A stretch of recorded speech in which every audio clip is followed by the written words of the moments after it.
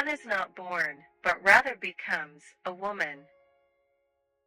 I am too intelligent, too demanding, and too resourceful for anyone to be able to take charge of me entirely. The fact that we are human beings is infinitely more important than all the peculiarities that distinguish human beings from one another. Change your life today. Don't gamble on the future, act now, without delay. All oppression creates a state of war. In itself, homosexuality is as limiting as heterosexuality.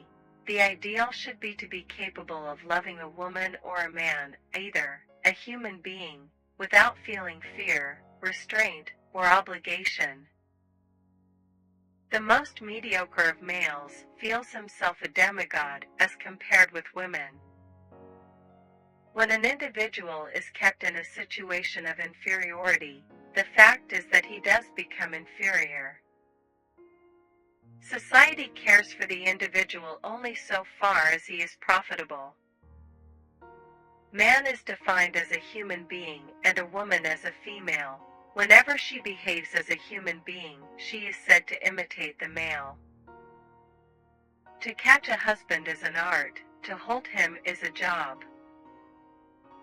It is perfectly natural for the future woman to feel indignant at the limitations imposed upon her by her sex. Women are not born, they are made. To be free is not merely to cast off one's chains, but to live in a way that respects and enhances the freedom of others. One's life has value so long as one attributes value to the life of others, by means of love, friendship, and compassion.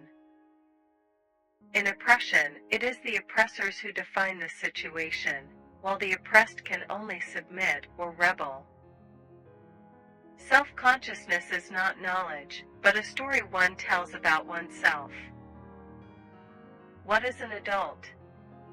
A child blown up by age. In itself, nothing is good or bad. Everything depends on the circumstances in which it is done. No one is more arrogant toward women, more aggressive or scornful, than the man who is anxious about his virility. Freedom is what you do with what's been done to you. The problem of woman has always been a problem of men. There is something in the New York air that makes sleep useless. Representation of the world, like the world itself, is the work of men. They describe it from their own point of view, which they confuse with the absolute truth. It is old age, rather than death, that is to be contrasted with life.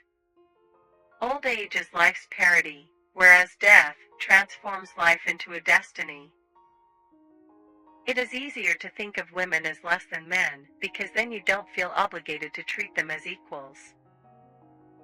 One can never consent to creep when one feels an impulse to soar. It is not in giving life, but in risking life that man is raised above the animal. That is why superiority has been accorded in humanity not to the sex that brings forth, but to that which kills. In a patriarchal society, the type of humanity seen as exemplary will always be the male one. In itself, femininity is neither a fate nor a character. It is a situation.